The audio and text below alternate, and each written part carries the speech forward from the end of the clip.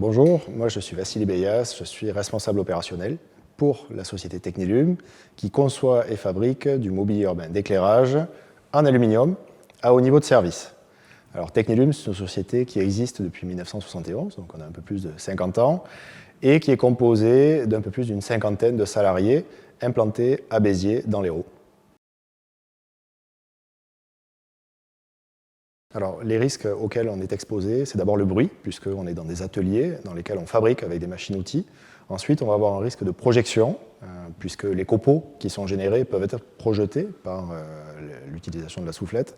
Et enfin, un risque d'écrasement. Quand on va déplacer des pièces volumineuses et lourdes, il se peut que la charge se décroche et vienne écraser un collaborateur. Et ça fait partie des risques sur lesquels on doit être vigilant en permanence pour éviter qu'il n'arrive. Alors, on a commencé par une action simple qui est la sensibilisation au quotidien. Cette sensibilisation, elle est mise en place sur la base de l'analyse du document unique et de l'évaluation des risques, et elle donne lieu à des ateliers au fur et à mesure de la semaine et de l'année pour venir sensibiliser les collaborateurs à tous les risques qui peuvent les entourer. Dans tous les cas, il faut rester vigilant et réanalyser systématiquement les postes. Dans le cadre d'une analyse de postes, on s'est aperçu qu'on avait des plaintes de collaborateurs et de la fatigue, voire des TMS.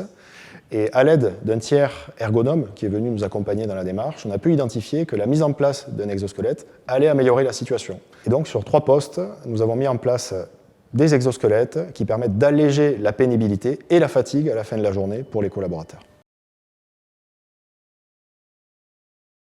Il est important de resituer le contexte. On est une petite entreprise, on est une cinquantaine de personnes, une PME familiale, regroupées sur un même site. Du coup, en termes de discussion et de transmission des informations, c'est très rapide.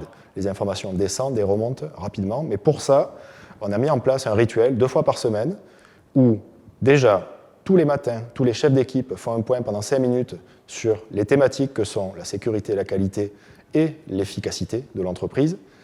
Et ensuite, je fais un point avec tous mes responsables 2 fois par semaine pour remonter toutes ces informations et prendre des décisions rapidement s'il y a nécessité d'en prendre.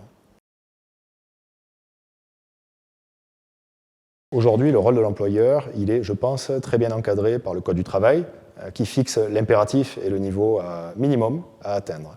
Pour autant, il y a une tendance sociale, je pense, qui monte au travers des démarches RSE dans lesquelles on est engagé également, et qui fait que finalement, nos collègues, nos collaborateurs nous demandent d'aller plus loin. C'est un élément d'attractivité pour recruter de jeunes talents, les attirer dans l'industrie, mais c'est également une nécessité pour garder nos talents à nos côtés.